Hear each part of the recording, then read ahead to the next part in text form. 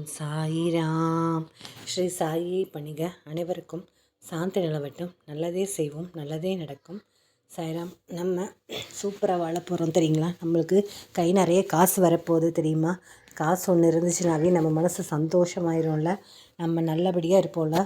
அந்த காசு தீர்ற வரைக்கும் வரக்கூடிய காசாக இருக்கணுமா, இல்லை நிரந்தரமாக வரக்கூடிய காசாக இருக்கணுமா? நிரந்தரமாக உங்களுக்கு ஒரு வருமானம்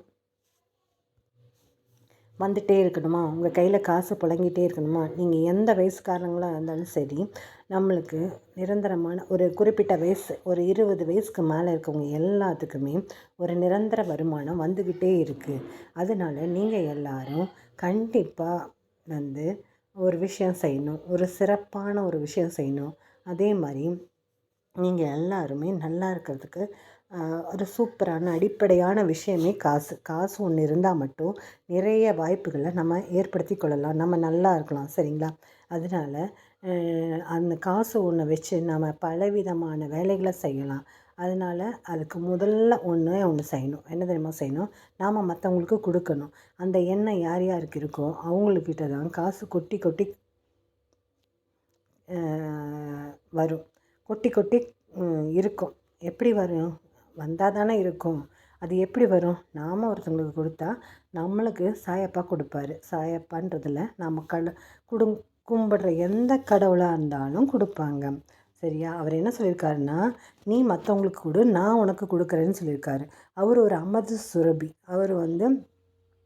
அவர்கிட்ட ஏகப்பட்ட களஞ்சியம் இருக்குது, எல்லாமே இருக்குது. அவர்கிட்ட சகல விதமான ஐஸ்வர்யமும் இருக்குது. அந்த ஐஸ்வர்யத்துலேருந்து நம்மளுக்கு என்னென்ன வேணுமோ அதெல்லாம் எடுத்துக்கலாம். அவர்கிட்ட கஜானா நிறைஞ்சு வழியுது. இந்த வழியிறத காசை கூட நம்ம எடுத்துக்கலாம். ஆனால் நம்ம மற்றவங்களுக்கு கொடுத்து பழகணும். ஃபஸ்ட்டு எனக்கே இல்லையே, நான் எப்படி மற்றவங்களுக்கு கொடுக்குறதுன்னு நினைக்கிறீங்களா? நீங்கள் ஒரு சிட்டிகை ஜீனியை தூக்கி, அதாவது கரும்பு சர்க்கரையோ தூக்கி போட்டாலும் கூட அதில் நிறையா எறும்பு சாப்பிடும். அது கூட ஒருத்தருக்கு உணவளிக்கிறதுக்கு சமானம்தான். ஒரு 3 ரூபா பிஸ்கெட் பேக்கெட் வாங்கி அப்படியே பொடிச்சு செவுத்து மேலேயோ ஓட்டு மேலேயோ வச்சோம்னா நிறையா காக்கா சாப்பிடும். மிச்சர் அள்ளி தூக்கி போட்டிங்கன்னா நிறையா காக்கா சாப்பிடும். அதுவும் பலவிதமானவங்களுக்கு, ஒரு சில உயிர்களுக்கு உணவளிக்கிறதுல போய் சேரும். டெய்லியும் ஒரு நாய்க்கு பிஸ்கெட் பேக்கெட் வாங்கி தரலாம். அதுலெலாம் நம்ம குறைஞ்சே பெற மாட்டோம். நம்மளுக்குன்னு தனிப்பட்ட செலவு எத்தனையோ செலவு செய்கிறோம். இதில் ஒரு நாய்க்கு 10 ரூபா ஒரு நாளைக்கு செலவு செய்கிறனால நம்ம குறைஞ்சி போயிட மாட்டோம். ஒரு மனுஷன் ஒரு நாளைக்கு நம்ம இல்லாமல் மற்றவங்களுக்காக ஒரு 10 ரூபா கண்டிப்பாக செலவு பண்ணணும். செலவு பண்ணால் தான் உங்களுக்கு அது நிறைய வழிகளில் உங்களுக்கு பணத்தை ஈட்டி தரும். இந்த பிரபஞ்சம் சொல்லும், இவன் ரொம்ப நல்லா வேண்டாம், இவன் எல்லாத்துக்கும் செய்கிறான்டா, இவனுக்கு நம்ம அள்ளி அள்ளி கொடுக்கணுண்டா அப்படின்னு சொல்லிட்டு இந்த பிரபஞ்சம் நம்மளுக்கு அள்ளி அள்ளி கொடுக்கறதுக்கு உண்டான ஒரு விஷயத்தையும் வழிவகைகளையும் காட்டி தரும். எனக்கு கூட சாயப்பா ஒரு விஷயத்த காட்டி கொடுத்துருக்காரு. நான் தேடினேன், கிடச்சிருச்சு. நான் அது மாதிரி எல்லாத்துக்கும் கொடுக்க தான் போகிறேன். என் மனசை கொடுக்கணும்னு சொல்லும்.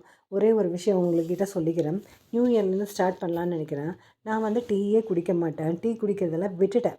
எனக்கு இத்தனோன்னு கூட குடித்தா சேர மாட்டேங்குது. அது கடைசியில் பார்த்தோன்னா என் பையன் சொன்னான், உன் காலில் கூட விழுந்து கும்பிட்றேம்மா, தயவு செய்து டீ குடிக்காதீங்க அப்படின்னு சொல்லிச்சு. மனசை கண்ட்ரோல் பண்ணி வச்சுட்டேன். அது மேலே இருக்க ஆசையை குறைச்சிட்டேன். அவ்வளோதான். அந்த கான்செப்ட் என் வாழ்க்கையில் டீன்றது பேச்சுக்கே இடமில்லாமல் போயிடுச்சு. எங்கள் ஊரில் கௌரி கிருஷ்ணான்னு ஒரு ஹோட்டல் இருக்குது. அது பஸ் ஸ்டாண்டில் இருக்குது. அந்த பஸ் ஸ்டாண்டுக்கு நீங்கள் என்னைக்காச்சும் வந்தீங்கன்னா சூப்பராக காஃபி டீ இருக்கும். வெளியில் நின்றுட்டு குடிக்கிற மாதிரி தான் இருக்கும்.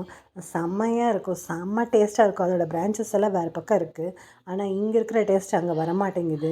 சூப்பரான டேஸ்ட்டாக இருக்கும். நான் என்றைக்கு காஃபி டீ குடிக்கிறத விட்டுருனோ, அதை நான் என்றைக்காச்சும் பழனிக்கு போனேன்னா, அங்கே எத்தனை பேர், 2 பேர் உட்காந்துருந்தாலும் சரி, 3 பேர் உட்காந்துருந்தாலும் சரி, நம்ம கொடுக்கணும், அவங்களுக்கு வாங்கி கொடுக்கணுன்ற எண்ணம் என் மனசில் வந்துருச்சு. அதை செயல்படுத்தி வைக்கணும்னு சாயப்பட்ட நான் மனசார கேட்டுக்கிறேன். நான் அந்த விஷயத்தையும் உங்கள்கிட்ட சொல்லிக்கிறேன். நம்ம இப்படி ஒரு சின்ன சின்ன வகையில் நம்ம எல்லாத்துக்கும் உதவி செஞ்சு பழகுவோம். நம்ம ஒரு ஹோட்டலுக்கு சாப்பிட போனீங்கன்னா, அங்கே யாராவது இருந்தாங்கன்னா அவங்களுக்கு ஒரு பார்சல் வாங்கிட்டாங்க. நீங்கள் ஒன்று எக்ஸ்ட்ரா ஒரு ஐட்டம் சாப்பிட்ட மாதிரி நினச்சிக்கோங்க. நீங்கள் என்றைக்குமே குறைஞ்சி போக மாட்டீங்க. உங்களுக்கு அதிகப்படியான வருமானம் வந்துகிட்டே இருக்கும். எங்கள் அத்தை ஒன்றுமே இல்லை, நிஜமாக ஒரு எக்ஸாம்பிள் சொல்கிறேன். 100 ரூபா தான் வச்சுருப்பாங்க. அந்த சுருக்கு பையில் 100 ரூபா வச்சுருப்பாங்க. இதுதான் வச்சுருக்கேன் அப்படின்னு எங்ககிட்ட சொல்லுவாங்க. யாராவது வந்தாங்கன்னா அவங்களுக்கு எடுத்து கொடுத்து அதுக்கு அதுக்கு காஃபி டீ பலகாரம் எல்லாம் வாங்கிட்டு வர சொல்லி, பலகாரம்னா என்ன, போண்டா பஜ்ஜி தான், வாங்கிட்டு வர சொல்லி எல்லாம் கொடுத்துருவாங்க. கடைசியில் அன்றைக்கி சாயங்காலத்துக்குள்ளே அவங்களுக்கு இன்னொரு வகையில் 100 கிடச்சிரும். இப்படி தான் இரணம் நம்மளை தேடி வரும். நம்ம செலவு செஞ்சால் தான் காசு வரும். அதனால் செலவு செய்ய பழகிக்குங்க. செலவு செய்கிறது நம்ம நேர்மையான வழியில் செலவு செய்யணும். அனாவசியமாக செலவு செய்யக்கூடாது. தீய வழிகளில் செலவு செய்யக்கூடாது. நம்ம நல்லபடியாக செலவு செய்யணும். நம்ம காசு 4 பேர்த்துக்கு உதவுற மாதிரி இருக்கணும். அப்படி ஒரு எண்ணம் உங்கள் மனசுக்குள்ளே வரணும். சாயப்பா கிட்ட நீங்கள் ஒரு பிரார்த்தனையாக வைங்க. சாயப்பா, நான் எல்லாத்துக்கும் காசு கொடுக்கணும். யார் கேட்டாலும் இல்லைங்காமல் கொடுக்கணும். பெரிய அமௌண்ட்டாக இல்லாட்டியும் கூட என்கிட்ட இல்லை, ஒரு சின்ன அமௌண்ட்டை கொடுக்குற அளவுக்காவது என்னை உயர்த்தி விடுங்க. என் தம்பி எனக்கு சொன்னது, நாம் யார்கிட்டையும் போய் கையேந்தி நிற்காத நிலைமையும் யார் கேட்டாலும் இல்லைன்னு சொல்லாமல் நம்மளால் முடிஞ்சதை கொடுக்கக்கூடிய நிலைமையும் நீங்கள் எனக்கு கொடுங்க சாயப்பான்னு சொல்லிட்டு சாயப்பாட்ட மனசார கேளுங்கன்னு சொன்னால், அதே மாதிரி தான் நானும் உங்கள்கிட்ட சொல்கிறேன். நீங்களும் அந்த மாதிரி ஒரு பிரார்த்தனை வைங்க. நம்ம யார்கிட்டையும் கையேந்தாத நிலைமையை சாயப்பா வைப்பார். நம்ம எல்லாத்துக்கும் கொடுப்போம்.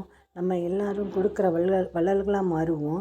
இந்த 2024 நம்மளுக்கு நிறைய கொடுக்க போகுது. நாமளும் எல்லாத்துக்கும் கொடுப்போம். இந்த 2024 நம்மளுக்கு சந்தோஷத்தை கொடுக்க போகுது, வருமானத்தை கொடுக்க போகுது, குழந்தைகளை கொடுக்க போகுது, வேலை வாய்ப்பை கொடுக்க போகுது, படிப்பை கொடுக்க போகுது, பண்பை கொடுக்க போகுது, ஒழுக்கத்தை கொடுக்க போகுது, அன்பை கொடுக்க போகுது, அறிவை கொடுக்க போகுது, அமைதியை கொடுக்க போகுது, நிம்மதியை கொடுக்க போகுது, சந்தோஷத்தை கொடுக்க போகுது, மகிழ்ச்சியை கொடுக்க போகுது, அளவில்லாத நிம்மதியை கொடுக்க போகுது, எல்லாத்துக்கும் வாரி வழங்கக்கூடிய அளவுக்கு எல்லா ஐஸ்வர்யம் கொடுக்க போகுது. நம்ம வீடு நாடும் நிறைஞ்சிருக்க போகுது. எல்லா வகையிலையும் நிறைஞ்சிருக்க போகுது. யாருக்கு என்ன வந்தாலும் நாம் நல்லா இருப்போன்ற ஒரு அருமையான சூழலை உருவாக்கி கொடுக்க போகுது. அப்படியெல்லாம் நம்மளுக்காக கொடுக்கக்கூடிய அந்த பிரபஞ்சத்துக்காக நாம் சில விஷயங்களை கொடுப்போம். என்ன கொடுப்போம்னா, நம்ம அன்பை கொடுப்போம், அறிவை கொடுப்போம், செல்வாக்கு கொடுப்போம், ஐஸ்வர்யத்தை கொடுப்போம், நல்ல குணங்களை கொடுப்போம், நல்ல பண்புகளை கொடுப்போம், சகிப்புத்தன்மையை கொடுப்போம், பொறுமையாக இருப்போம், நம்பிக்கையாக இருப்போம், எல்லாத்துக்கும் தன்னம்பிக்கை வரக்கூடிய வார்த்தைகளை ஒரு பரிசாக கொடுப்போம், நல்ல மகிழ்ச்சி எல்லாத்துக்கும் கொடுப்போம், நல்ல நினைவுகளை எல்லாத்துக்கும் பரிசாக கொடுப்போம். எல்லாத்துக்கூடையும் நம்ம நல்லபடியாக இருந்து ஜெகஜோதியாக வாழக்கூடிய ஒரு ஒரு புனிதமான ஒரு வாழ்க்கையாக நம்ம இந்த 2024 வாழ துவங்குவோம். எத்தனை இடர்பாடுகள் வந்தாலும் நம்ம எல்லோரும் ஜெயிக்கத்தான் போகிறோம். நம்மளுக்கு அது ஒரு பாடம், நம்ம கற்றுக்கக்கூடிய ஒரு பாடமாக அந்த இழப்புகளாகட்டும், கஷ்டங்களாகட்டும், நஷ்டங்களாகட்டும் நம்மளுக்கு அதெல்லாம் சொல்லித்தருது. அந்த பாடத்தை நம்ம நல்லபடியாக கற்றுக்கிட்டு நம்ம அடுத்த கட்டத்து நகர்வுக்கு எப்படி போனால், எந்த வழியில் போனால், எந்த படியை பார்த்தா, யாரை போய் பார்த்தா என்ன செய்ய முடியும் அப்படின்றத நம்ம எல்லாம் ரிசர்ச் பண்ண மாதிரி பண்ணி அந்த வழியில் போய் அவங்கள பார்த்து அவங்க சொல்கிறத கேட்டு நாம் எல்லாரும் நல்லபடியாக வாழ்க்கையில் முன்னேறதுக்கு உண்டான எல்லா வழிவகைகளையும் நம்ம அப்பா நமக்கு அமைச்சு கொடுப்பாரு. நாம் எல்லாரும் நம்ம குடும்பத்தோட சந்தோஷமாக தான் வாழ போகிறோம். நாம் கொடுப்போம், நம்ம அப்பா நம்மளுக்கு அள்ளி அள்ளி கொடுப்பாரு. நம்ம மற்றவங்களுக்கு அன்பை கொடுத்தா அவர் அன்பை கொடுப்பார், அறிவை கொடுத்தா அறிவை கொடுப்பார், ஐஸ்வர்யத்தை கொடுத்தா ஐஸ்வர்யம் கொடுப்பார், உதவி செஞ்சால் நம்மளுக்கு உதவி செய்வார், வேலையை கொடுத்தா வேலை கொடுப்பாரு. நம்ம 4 பேர்த்துக்கு வேலை செய்கிற மாதிரிங்க, 4 பேர் என்னங்க 40 பேர்த்துக்கு வேலை செய்கிற மாதிரி கூட நம்மளை உயர்த்தி விடுவார். அத்தகைய பெரிய ஆசீர்வாதம் அவர்கிட்ட இருக்குது. அவர் மனசை மட்டும் நம்ம அன்பால் வெல்லணும், அவர் சொல்கிறத மட்டும் நம்ம கேட்கணும், அவர் கையை பிடிச்சிட்டு மட்டும் நம்ம போகணும். இந்த விஷயங்களையெல்லாம் நம்ம ஃபாலோ பண்ணாவே நம்ம ஒரு சூப்பரான ஒரு பாதையை நோக்கி தான் போயிட்டுருக்கோம். நம்மளை பார்த்து எல்லாரும் ஆச்சரியப்படுவாங்க, அதிசயப்படுவாங்க. இவன் வாரு எப்படி இருந்தான், இப்போ பாரு எப்படி இருக்கா, இவங்க வாழ்க்கை எப்படி தான் மாறிச்சு, ஒருவேளை அந்த ஐயாவை கும்பிட்டனால மாறிச்சோ, அந்த ஐயாவை அப்பா அப்பான்னு சொல்லிட்டு இருந்தாங்களே அதனால மாறிச்சோ அப்படின்னு எல்லாரும் ஆச்சரியப்பட்டு பேசுகிற மாதிரி நம்மளுடைய வாழ்க்கை சீரும் சிறப்புமா செம்மையாக இருக்க போது. நாம் எல்லாரும் சாயப்பாவோட ஆசீர்வாதத்தோட நிம்மதியாக, சந்தோஷமாக, ஆரோக்கியமாக, ஒற்றுமையாக வாழ்வோம் வளமுடன். ஜெய் சாய்ராம். சாயப்பாவின் திருவடிகளே சரணம்.